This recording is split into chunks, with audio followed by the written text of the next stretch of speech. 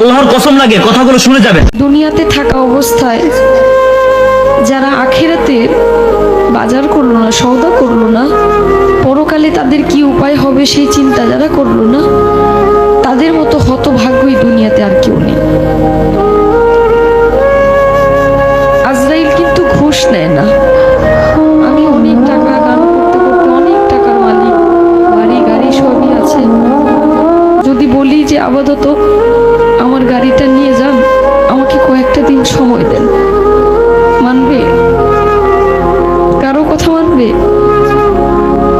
মানবে না। মৃত্যুর কথা যে মানুষ দিনে 5 বার স্মরণ করে, সে কোনো ভুল কাজ করতে পারে না। একবার স্মরণ করে দেখেন, আপনি মরে গেলে আপনার সঙ্গে কে যাবে? আপনি মরে যাওয়ার সঙ্গে সঙ্গে সকল কিছু ভাগাভাগি হয়ে যাবে।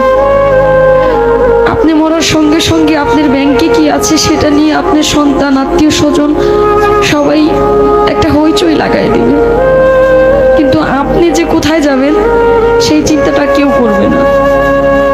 মৃত্যুর কথা যখন স্মরণ হয়, নিজের কাছে খুব অপরাধী মনে হয় যে আজরাইলের সামনে কি জবাব দেব, কি বলবো সেদিন, কি বলার আছে আমার।